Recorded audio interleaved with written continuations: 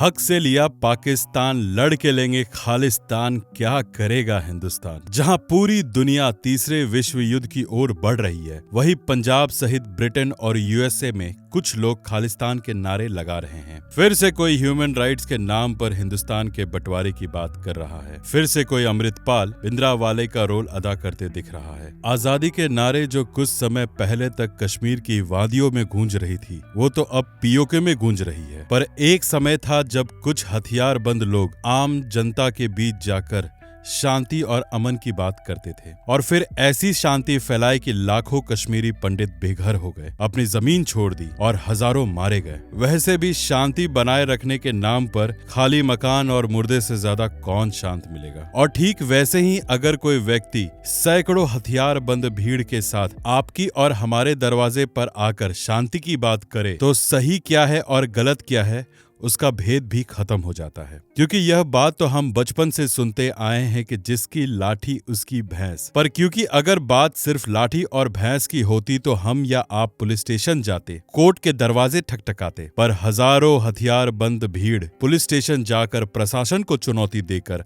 अपनी बात मनवा ले, तो समझे उस भीड़ का विश्वास पुलिस महकमे और उसके प्रशासन यानी उस चुनी हुई सरकार से उठ चुका है। अब आप इसे प्रोपेगेंडा कहें या इतिहास को फिर से दोहराना कहें, ये हमारे प्यारे भारत के लिए एक चुनौती का समय तो जरूर है। आज इस विशेष रिपोर्ट में हम बात करेंगे अमृतपाल के बैकग्राउंड की, उनके डिमांड्स की, एक ब्रीफ हिस्ट्री खालिस्तान और वारिस दे पंजाब की, और आखिर समस्या क्या है। क्या अमृतपाल के पकड़े जाने से हंसता खेलता खिलखिलाता पंजाब में फिर से खालिस्तान के नारे लगने बंद हो जाएंगे?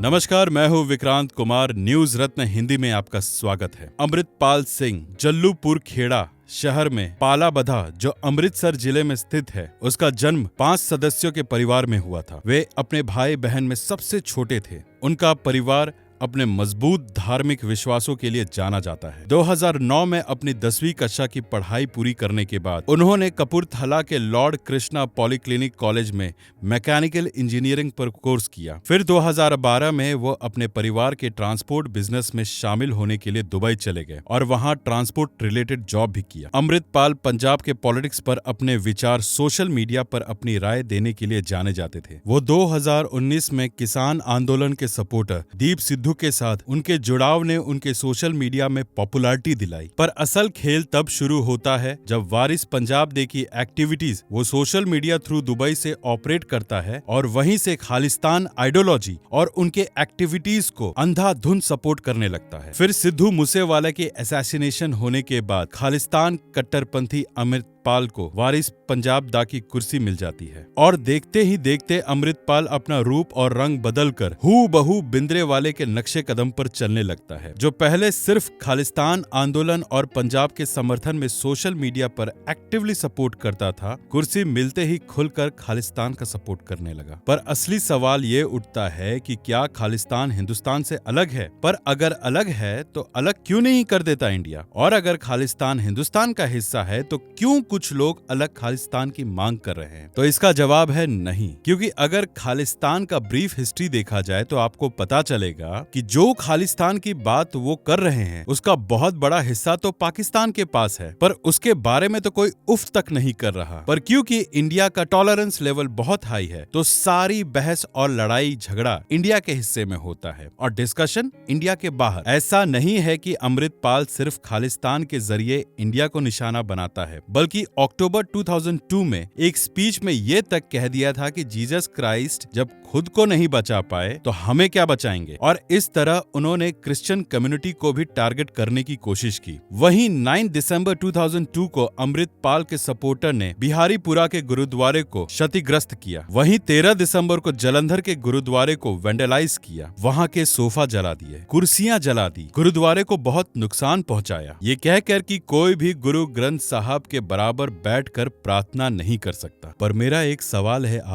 आपसे पूछना चाहता हूं कि क्या प्रार्थना से ज्यादा प्रार्थना करने की विधि जरूरी है? क्या ईश्वर से बड़ा ईश्वर को कैसे पूजा किया जाए वो जरूरी है। इस दुनिया में हर कोई अपने प्रेम और समझ के अनुसार ईश्वर की आराधना करता है। फिर आप और हम कौन है दुनिया में किसी के भी भक्ति पर सवाल उठाने की। ये अजीब बात है कि जो सिख गुरु हिंदुओं का धर्म परिवर्तन होने से बचाने के लिए खुद की कुर्बानी दे दी, अपने बच्चे तक की कुर्बानी दे दी, औरंगजेब जैसे क्रूर मुगल शासक से टकरा गए, इन्हीं हिंदू और सिख की सुरक्षा के लिए उन्होंने खालसा पंथ का आवाहन किया और आज वही खालसा पंथ से लोग डरे हुए हैं। डर इस बात का है कि 1984 का कहीं पंजाब फिर से टेररिज्म और आतंक से ना घिर जाए और कहीं फिर से वैसी हालत ना पैदा हो जाए जब ऑपरेशन ब्लू स्टार हुआ था और हजारों लोग मारे गए थे। इसका डर पूरे हिंदुस्तान को हुआ है, जिसके रिएक्शन में मोदी सरकार और पंजाब गवर्नमेंट ने बहुत स्ट्रिक्ट एक्शन उठाए हैं। हिंदुस्तान वीरों का देश है, बलिदान का देश है। हिंदुस्तान की अखंडता में एकता ही उसकी ताकत है और इसे कोई अलग नहीं कर सकता, क्योंकि अगर खालिस्तान की बात मान भी ली जाए तो उससे लंबा और बड़ा शासन तो मराठाओं का रहा है। कल वे भी हथियार उठा के अलग देश करने की बात कर सकते हैं। और जब इतिहास की बात करें तो हिंदुस्तान का इतिहास तो 7000 साल पुराना है। फिर आप ही बताएं कितने टुकड़ों में तोड़ोगे इंडिया को। इंडिया सिर्फ एक कंट्री नहीं, एक सिविलाइजेशन है, जहां हिंदू, मुस्लिम, सिख, ईसाई हजारों दिक्कत और लड़ाई झगड़े के बाद भी अपनी मिट्टी से उतना ही प्यार करते हैं जितना मैं और आप। इन सब के बावजूद अगर पंजाब में प्रॉब्लम है तो उसे डेमोक्रेटिक और सिविलाइज तरीके से सॉल्व किया जाना चाहिए। असल मुद्दों पर बात और कार्रवाई होनी चाहिए, जैसे ड्रग, एम्प्लॉयमेंट, एजुकेशन, ना कि बंदूक लेकर आप लोगों को डराएं और शांति बनाने की बात करें। क्योंकि अगर रिलीजन के नाम पर देश को बांटेंगे तो हश्र पाकिस्तान जैसा ही होगा। आशा करता हूं आपको हमारा वीडियो पसंद आया हो। कृपया लाइक, कमेंट, शेयर जरूर करें। आपका योगदान हमारे चैनल के लिए बहुमूल्य है। धन्यवाद।